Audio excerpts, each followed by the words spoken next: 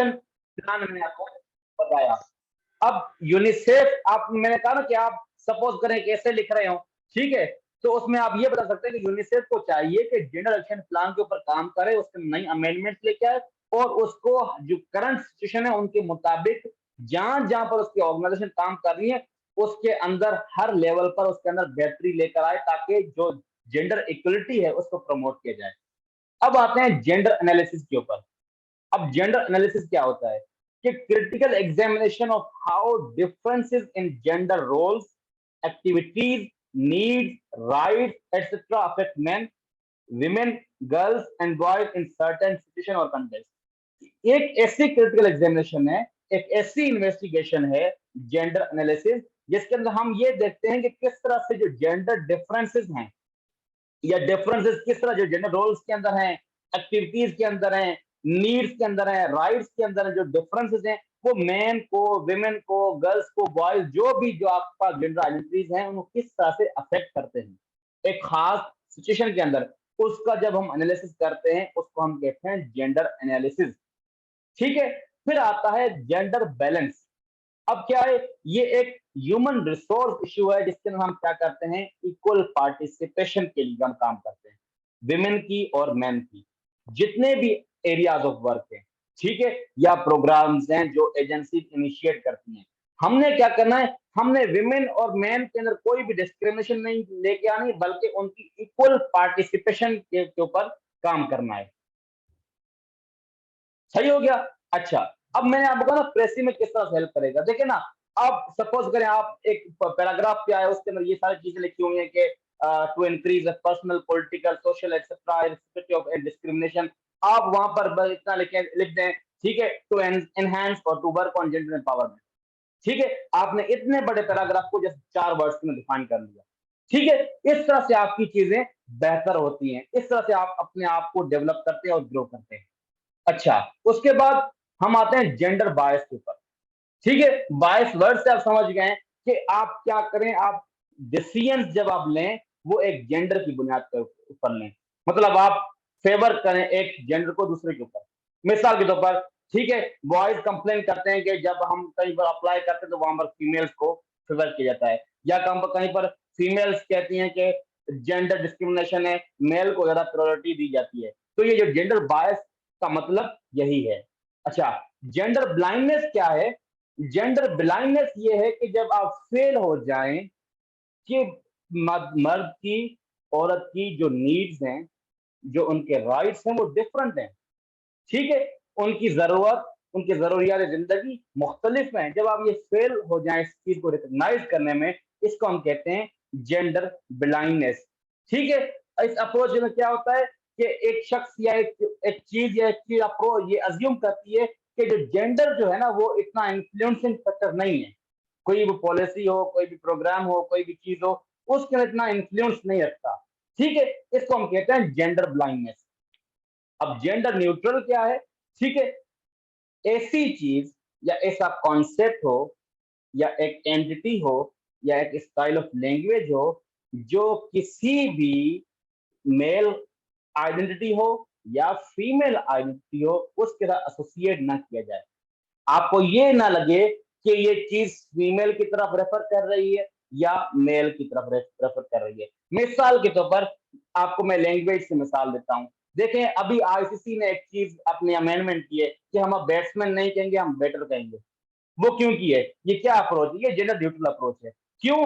देखें, बैट्समैन का मतलब क्या है? मैन आ गया ना, मतलब it refers to a particular gender, man. ठीक है, उसके अलावा जिस तरह पहले होता था चेयरमैन होता था, उसको चेयरपर्सन कर दिया। ठीक है, उसके अलावा वर्ड्स आ गए, प्रेसिडेंट आ गया, जो किसी भी मतलब जो स्टाइल ऑफ लैंग्वेज या कोई भी कॉन्सेप्ट है किसी भी जेंडर से एसोसिएट नहीं करता। ठीक है, इसका मकसद यही है कि हम उन उस इक्वल ट्रीटमेंट के ऊपर एम्फोसाइज करें। ठीक है, और जिसके अंदर कोई भी डिस्क्रिमिनेशन ना हो। उसके बाद आता है जेंडर अवेयरनेस। अब जेंडर अवेयरनेस क्या है? वो ये चीज है कि देखें, दुनिया के अंदर, हमारे मुआशरे के अंदर सोशली डिटरमिन्ड डिफरेंसेस हैं मेन और विमेन के अंदर। ठीक है, जो वो बिहेवियर मुआशरे के अंदर लर्न करते हैं वो उनके एबिलिटी को, वो उनके डिसीजन को अफेक्ट करते हैं। ठीक है, हमने क्या करना है, हमने ये अंडरस्टैंड करना है, हमारे अंदर ये अवेयरनेस आनी चाहिए, ये चीजें समझनी चाहिए कि जो भी डिफरेंसेस एग्जिस्ट करते हैं वो मैन और वुमेन को अफेक्ट करते हैं अपने अपने कॉन्टेक्स्ट के अंदर, अपने अपने सिचुएशन के अंदर। जब ये अवेयरनेस आएगी, जेंडर अवेयरनेस, तो हम इस काबिल हो जाएंगे कि उनकी जो नीड्स हैं, उनके जो राइट्स हैं, उनकी जो प्रॉब्लम्स हैं, उनको डिफरेंट लेवल पर डिफरेंट तरीके से हम ट्रीट करें और उनको हम रिजॉल्व कर सकें। ठीक हो गया? अच्छा, उसके बाद है जेंडर इक्वलिटी है और जेंडर इक्विटी है। इसको इसके ऊपर मैं आपको मिसाल दूँगा, एक एनालॉजी दूँगा इस्लामिक हिस्ट्री से, इस्लामिक सिस्टम से।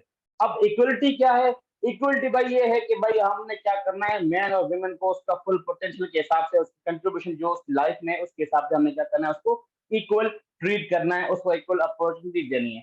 सिंपल मतलब है कि वो रिस्पॉन्सिबिलिटी जो होंगी, वो अपॉर्चुनिटीज जो होंगी, वो इस चीज के ऊपर डिपेंड नहीं करेंगे कि वो दुनिया के अंदर मेल पैदा हुए हैं या फीमेल, सबको इक्वली हम ट्रीट करेंगे। अब इक्विटी क्या है? अब देखिए इस्लाम के अंदर सब मोस्टली लोग कहते हैं कि इस्लाम ने मर्द और ख्वातीन के हुकूक बराबर दिए हैं। हो इस्लाम के अंदर मर्द और ख्वातीन के हुकूक जो बराबर नहीं है, वो यकसा है, उसके अंदर यकसानियत है। मिसाल के तौर पर किस तरह से कि कहीं पर मर्द को अफजलियत दी गई है, कहीं पर औरत को दी गई है। अब जो जन्नत है वो माँ के कदमों के नीचे दी गई है, बाप के कदमों नीचे नहीं दी गई। और दूसरी जगह क्या है कि बाप को घर का सरबराह बना दिया गया है, उसके ऊपर और सोशल रेस्पॉन्सिबिलिटीज दी गई हैं। ठीक है, तो इक्विटी का मतलब क्या है कि हमने क्या करना है, जब भी कोई हम रेस्पॉन्सिबिलिटीज डिस्ट्रीब्यूट करें, जब भी कोई अपॉर्चुनिटीज डिस्ट्रीब्यूट करें, कोई बेनिफिट हो, उस चीज के अंदर फेयरनेस होगी, जस्टिस होगा। इक्वलिटी नहीं होगी, फेयरनेस होगी, जस्टिस होगा। मिसाल के तौर पर किस तरह से, अब आप इस्लामाबाद के अंदर देखेंगे तो वहां पर फीमेल है, वो भी किसी कंपनी की सीईओ बनी हुई है, कहीं पर मेल है तो वहां पर इक्वलिटी है। पर आप सपोज करें गांव के इलाके में जाएं, देहात में जाएं, वहां पर तो जो मोस्टली, ठीक है, जहां पर मोस्टली गांव के अंदर जाएं तो वहां पर क्या है, वहां पर ये है कि मोस्टली जो डोमिनेट कर रहा है वो मैन कर रहा है। वहां पर आप इक्विटी करेंगे, वहां पर आप फेयरनेस जस्टिस करेंगे कि जो जरूरत ज्यादा है वो विमेन को है, उसकी सोशल पोजीशन को स्ट्रॉन्ग करना चाहिए। This is what gender equity is. उसके बाद जेंडर गैप। अब जेंडर गैप क्या है कि एक एक ऑब्जर्वेबल मेजरेबल गैप हो, किस टर्म्स के हिसाब से, सोशो इकोनॉमिक इंडिकेटर्स के हिसाब से। मिसाल के तौर पर किस तरह से कि आप देखें मुआशरे के अंदर हमारे देखें कि मोस्टली जो जमींदार हैं, वडेरे हैं, खान हैं, नवाब हैं, जो भी हैं, वो मोस्टली मैन हैं। ठीक है, उनकी ओनरशिप है वहां पर। उसके अलावा और जो पार्टिसिपेशन है उसके अंदर मोस्टली मैन है। तो ये जो गैप है ना मेल और फीमेल का, इसको हम कहते हैं जेंडर गैप। ठीक है, कि किस तरह से हमारी सोसाइटी के अंदर, इकोनॉमी के अंदर, सोसाइटी के अंदर, पॉलिटिक्स पॉलिटिक्स के अंदर हम देखते हैं कि एक गैप है, एक खाल क्रिएट किया गया है जिसके अंदर मोस्टली जो प्रायोरिटीज दी गई हैं वो मेल को दी गई हैं और विमेन को मार्जिनलाइज किया गया है।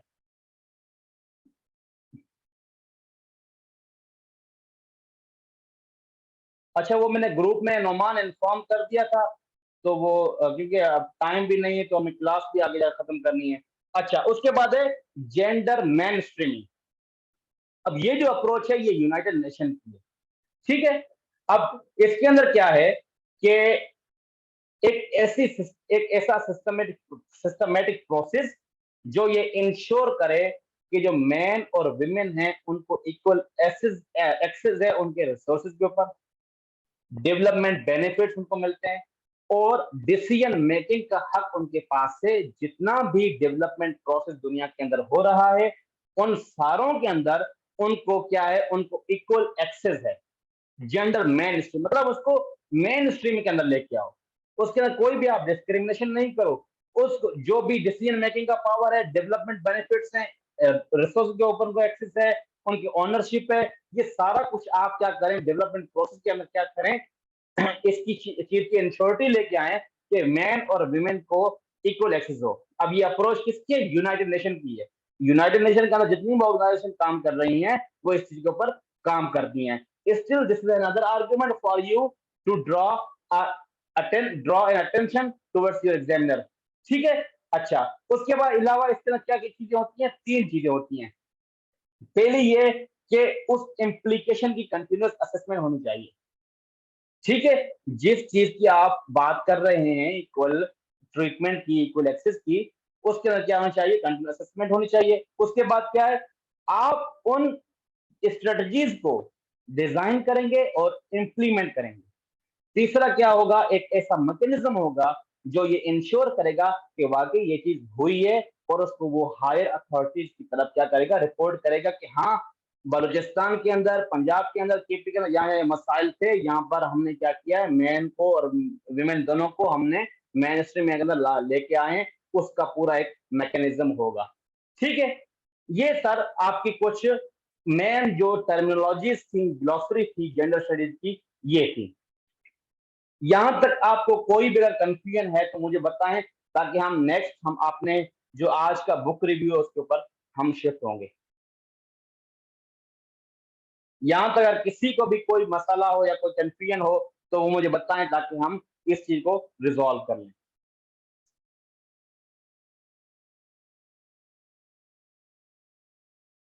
बिलाल साहब, मलिक साहब, आईफोन साहब, और मारिया, नोमान, रोहल्ला, शाजिद साहब, आपको अगर कोई भी बताएं, अगर कोई चीज समझ में ना आई हो तो मुझे बता दें। क्लियर है सर? Okay okay. अच्छा, ओके ओके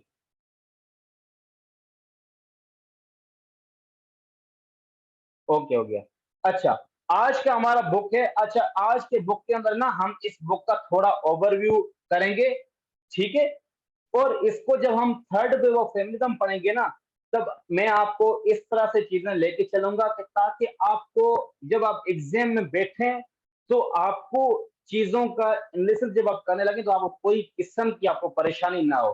ठीक है, आपके पास इतने रेफरेंसेस हों, इतने आपके पास बुक्स रिव्यूज हों, इतने आपके पास रिकमेंड रीडिंग के रेफरेंसेस हों, ताकि आपको मसला ना हो कि ये चीज जो मैं लिख रहा हूँ ये अपने से लिख रहा हूँ। वो राल्फ वाल्डो इमर्सन, एक अमेरिकन वो राइटर हैं, वो अपने एक उनका ऐसे सेल्फ रिलायंस, उसके अंदर वो बात करते हैं कि जब इंसान अपनी कोई बात दोस्तों में करता है, कहीं डिस्कशन में करता है, और उस बात को जब किसी और अथॉरिटी से, जो एक ऑथेंटिक अथॉरिटी है, उससे लिंक करता है, उसका रेफरेंस देता है, तो उसकी बात में वजन होता है। ठीक है, अब एक बंदा यहाँ पर आता है, कहता है कि पाकिस्तान 10 साल के बाद खत्म हो जाएगा, कोई मानेगा? कोई भी नहीं मानेगा।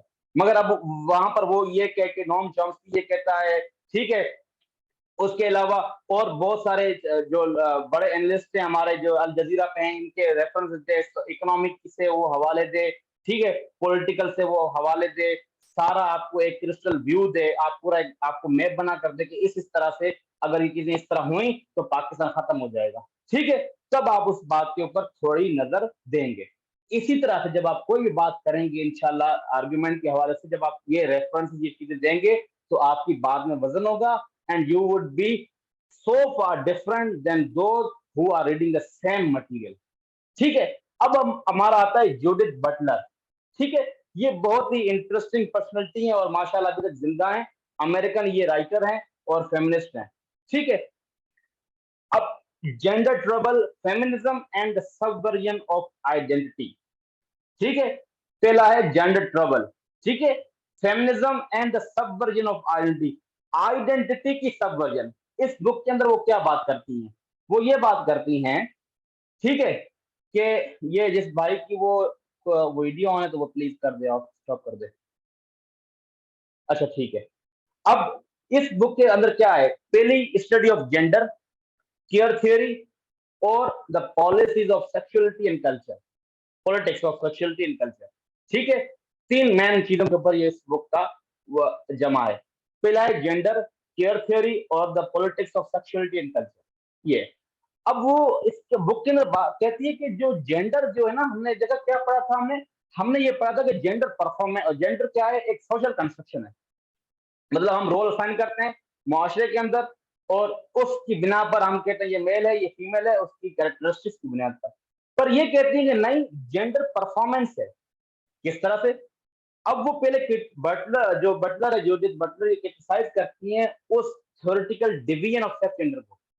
जो सेक्स और जेंडर की हमने थ्योरेटिकल डिवीजन की है ना, कि भाई सेक्स जो है वो क्या है, वो बायोलॉजिकल कैरेक्टरिस्टिक्स है। जेंडर क्या है, आपका सोशल बिहेवियर है, जो आप मुआशरे के अंदर परफॉर्म करते हैं, या वो जो रोल असाइन आपको किए जाते हैं। ठीक है। अब ये उस थ्योरेटिकल डिवीजन को ही क्रिटिसाइज कर रही है कि भाई पहली बात तो ये सरासर गलत है, क्योंकि ये कहती हैं कि इसने क्या किया है, इसने कंफाइन किया है फेमिनिस्ट को, किससे, with the universal category of women through their identity politics by attempting to change the class of women in society. ठीक है, कि जो यूनिवर्सल कैटेगरी ऑफ वुमेन है, उसने फेमिनिस्ट को क्या कंफाइन कर दिया है। ठीक है, आइडेंटिटी पॉलिटिक्स की बुनियाद के ऊपर, जिस तरह मैंने आपको पहले बताया था कि आइडेंटिटी पॉलिटिक्स क्या है, डिफरेंट विमेन डिफरेंट एरियाज के अंदर, डिफरेंट नेशन के बेस पे, एथनिसिटी के बेस के ऊपर अपना एक खास इश्यू के ऊपर वो अप्रोच करती हैं और उसके ऊपर वो काम करती हैं। ठीक है, ये क्रिटिसाइज करती हैं उस unitary idea of gendered women. ठीक है, उसने कहा कि भाई दुनिया के अंदर कोई जेंडर और सेक्स नामी कोई चीज ही नहीं है। ठीक है, किस तरह से, वो कहती है सपोज करें एक क्लाउन है, ठीक है, एक जोकर है, वो सर्कस में एक क्या कर रहा है, सपोज करो वो लड़का है, मगर वो वहां पर एक लड़की के लिबास में आकर कोई थिएटर परफॉर्म करता है, कोई ड्रामा परफॉर्म करता है, सारों की नजरों में वो क्या होगा, वो लड़की होगी। तो उस टाइम जो वो परफॉर्मेंस दे रहा है, वो कौन सा जेंडर है, वो फेमिनिन है। तो इसका मतलब ये है कि जो दुनिया के अंदर सारी भी चीजें हैं, ये हमने खुद परफॉर्म की हुई हैं। जिस तरह से ये सेम सवाल आया था सीएलएस के अंदर, क्या सेक्स भी सोशली कंस्ट्रक्टेड है। हमने ये सवाल दो टाइम किया हुआ है ना कि भाई जेंडर सोशल कंस्ट्रक्शन है, तो क्या सेक्स भी सोशल कंस्ट्रक्शन है। अब जिस शख्स ने ये अगर किताब का पढ़ा नहीं है, या उसका उसके पास इसका मवाद नहीं है, उसका आइडिया नहीं, तो वो बहुत सारी चीजों में वो उसको दुश्वारी फेस करनी पड़ेगी। ठीक है। अच्छा, अब वो कहती है कि जो जेंडर है ना, वो एक repeated stylization of the body है।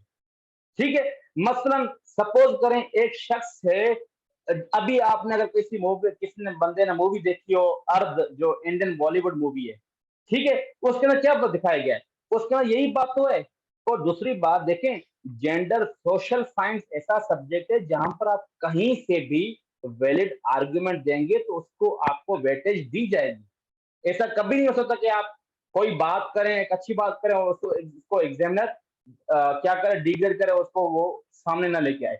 अब अर्थ मूवी में क्या है, अर्थ मूवी के अंदर राजपाल यादव क्या करते हैं, वो होते मर्द है, मगर जेंडर परफॉर्मेंस की मैं बात कर रहा हूँ ना, कि सेक्स जेंडर कुछ भी नहीं है, जो आप रिपीटेडली परफॉर्म करते हैं वही आपकी आइडेंटिटी है उस लम्हे के लिए। अब अर्ध मूवी के अंदर राजपाल यादव क्या करते हैं, वो किसी थिएटर में काम करने के लिए, किसी फिल्म में उसका नाम आ जाए, वो ऑडिशन देते रहते हैं। अब उसका घर नहीं चलता, अब घर नहीं चलता तो वो क्या करते हैं, वो जो ट्रांस, जो जेंडर पर्सन है, उसका लिबास, उसकी जो ओरिएंटेशन है वो ढालकर, वो रोल अपनाकर वो जाता है, जहाँ पर बाजार के अंदर जाता है, कहीं नुक्कड़ पर खड़ा हो जाता है, कहीं स्ट्रीट लाइट के नीचे, कहीं पर जहाँ पर रश होता है सिग्नल के पास, तो वहां से जाकर पैसे मांगता है, ये का सारी चीजें। तो उसने क्या किया, अपनी जेंडर को, अपने जेंडर की परफॉर्मेंस को फॉर अ लिमिटेड टाइम किसी और जेंडर आइडेंटिटी के अंदर, किसी और जेंडर रोल के अंदर मुंतकिल कर दिया। अब हालांकि हमें पता है कि वो मेल है, मगर ऑडियंस के लिए तो वो फीमेल है, या वो ट्रांसजेंडर है। ठीक है, तो ये कहती है कि देखिए दुनिया के अंदर जेंडर क्या है, एक repeated stylization of the body है। जेंडर आइडेंटिटी सिर्फ परफॉर्मेंस है। अगर if someone dancing in front of you and having a women dress, ठीक है, ऑन ऑन हिज और हर बॉडी, तो आप यही कहेंगे कि ये फीमेल है। ठीक है, या वो ट्रांसजेंडर है, पर क्या पता वो मेल हो और उसको वो करना अच्छा लगता हो। ठीक है, वो इसलिए कर रहा हो। तो जेंडर क्या है, परफॉर्मेंस से, this is what Judith Butler said in her book gender trouble. ठीक है, अब जब भी आप सारी कोई एक्सप्रेशन देते हैं, अपनी स्पीच देते हैं, अटरेंसेस होते हैं, जेस्चर होते हैं, ड्रेस कोड होते हैं, रिप्रेजेंटेशन होती है, ये सारे आपकी जेंडर परफॉर्मेंस है। ठीक है, अब एक बंदा है, कॉटन का जोड़ा पहना हुआ, सुंदर पहनी हुई, आपने ये मेल लड़की है, तो उसने अपने हिसाब से ये सारी चीजें हम परफॉर्म करते हैं। इस बुक के अंदर ये सारी चीजें किसने बताई हैं, जुडिथ बटलर ने। यहां तक आपको किसी भी किस्म की अगर परेशानी है या कोई चीज समझ में ना आई हो तो आप काइंडली मुझसे पूछ सकते हैं।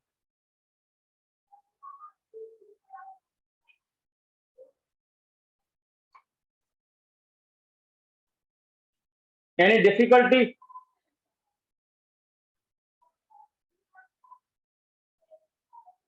मलिक फैज करीम साहब, बुशरा खान एनी, हजरत बिलाल साहब, नोमान रूहुल्लाह, अहमद अमीन।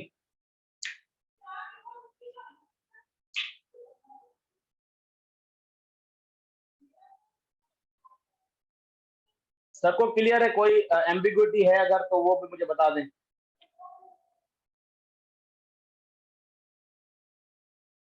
ठीक हो गया। अच्छा, आप जो अगर जो दोस्त नए हैं ना वो बिल्कुल भी परेशान ना हो। मैं फिर से दोबारा ये बात रिपीट करता हूँ। देखें, हमने वो कहते हैं ना सारी उम्र हमने क्या किया, हमने आ, वो हेजिटेशन के अंदर गुजारा है। ठीक है, सारी उम्र हम चुप रहे हैं और कोई चीज पूछी नहीं है, तो कोई पूछी नहीं है तो हमारे जो सवाल जो है वो अधूरे रह गए और हमने की गए। तो पहले फर्स्ट यू अनलर्न कि आपको कुछ नहीं आता, उसके बाद आप सवाल करें। ठीक है, मुझे नहीं आता होगा तो हम फिर से उस चीज के ऊपर रिसर्च करके हम डिस्कस करके हम आगे बढ़ेंगे। आपका कोई भी पॉइंट होगा इंशाल्लाह वो मिस आउट नहीं होगा और हर चीज हम इजीली कवर करेंगे। और ये सारे बुक रिव्यूज भी होंगे, रिसर्च पेपर्स भी होंगे, रिव्यूज भी होंगे, रिकमेंड रेटिंग के रेफरेंस, ये सारे हम इंशाल्लाह 18 लेक्चर के अंदर ही खत्म कर लेंगे। ठीक है, तो हम ये भी आज का एक डेमो लेक्चर था। ठीक है, असल में कुछ दोस्त उन्होंने मिस मिस आउट किया था सैटरडे के दिन, तो मैंने फिर सोचा कि आज दोबारा मैं इस चीज को कैरी ऑन कर लूं। ठीक है, तो जो दोस्त नए आए और वो ज्वाइन करना चाहते हैं तो लाजमी ज्वाइन करें, इंशाल्लाह आपको बहुत फायदा होगा, आपका टाइम जाया नहीं होगा और चीजें बहुत अच्छे से हम कवर करेंगे।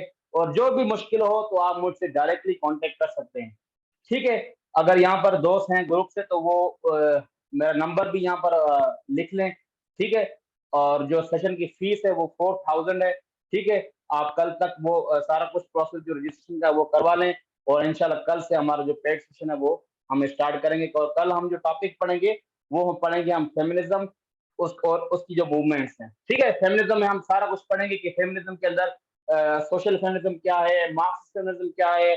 ठीक है, पोस्ट मॉडर्न फेमिनिज्म क्या है, साइको एनालिटिकल फेमिनिज्म क्या है, उसमें कौन कौन से राइटर्स हैं, कौन कौन से किस किस ने क्या बात की है, और उसके साथ जो रिसर्च पेपर है।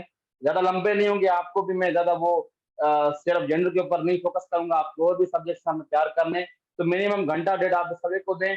इंशाल्लाह आप अगर हाई अटेंशन से चीजें लेके सुनेंगे और चीजें नोट करेंगे और जो मैं एमसीक्यू साथ में बता रहा हूँ वो नोट करेंगे, इंशाल्लाह मुझे पूरी उम्मीद है कि आप 75 70 प्लस स्कोर करेंगे। और उसके अलावा जो मैंने बात कही थी आपसे वो गिफ्ट की ना, तो वो मैंने सोचा कि आप सबको बता दूं। तो वो गिफ्ट ये कि जितने भी नॉवेल्स जो मोस्ट इम्पोर्टेंट नॉवेल्स हैं ना जो लिखे गए हैं वो पाकिस्तान सोसाइटी के हिसाब से या सेम की society, south Asia, UK, Europe, जो भी इम्पोर्टेंट जो नॉवेल्स हैं जिनके अंदर जेंडर का, फेमिनिज्म का, विमेन रिलेटेड इश्यूज जो डिस्क्राइब किए गए हैं, तो उनके आपको मैं बुक रिव्यूज दूंगा और साथ में उस चीज का आपका पूरा हवाला दूंगा कि इस किताब में क्या क्या बयान किया गया और आप इस चीज को अपने आर्ग्यूमेंट में किस तरह से आप अपने उस वहां पर प्रोवाइड कर सकते हैं और अपना जब आप अटेंड करेंगे तो उसमें किस तरह से हो सकता है। ठीक है, और कल की क्लास जब हम लेंगे तो उसमें मैं आपको एक क्वेश्चन भी दूंगा, वो भी आपने अगली क्लास में मुझे लाजमी जमा करवाना है। ठीक है, तो कल कल से इंशाल्लाह वो मैं लास्ट में आप सबको वो दे दूंगा गिफ्ट, जो है मैं कंपाइल कर रहा हूँ चीजों को। ठीक है, तो वो मैं पूरी पीडीएफ फाइल बना करना वो जो हमारे दोस्त होंगे जो ज्वाइन करेंगे तो उनको मैं वो सेंड कर दूंगा। और उसमें फिर भी कोई कमी पेशी हुई और जो दो इस्लामाबाद के अंदर है ना तो वो मुझसे पर्सनली मिल सकते हैं, हम कहीं बैठ के डिस्कस भी कर सकते हैं, इसमें कोई इशू नहीं है। ठीक है,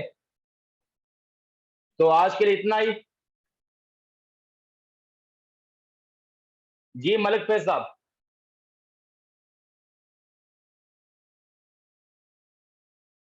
सर नॉवेल्स कहेंगे तो आपको 100 दे देंगे, मगर फिर वो गुंजाइश के मुताबिक जो मोस्ट इम्पोर्टेंट नॉवेल्स है ना, ठीक है, इंग्लिश लिटरेचर के अंदर हैं, पाकिस्तान के हैं अंदर हैं, ठीक है, पाकिस्तान राइटर जो हैं या इंडियंस हैं, ठीक है। मेरी लोकेशन वो मैं एक खास इम्पोर्टेंट लोकेशन है, वो मैं जब आप मुझसे कॉन्टैक्ट करेंगे इस्लामाबाद में, फिर हम कहीं बैठ लेंगे।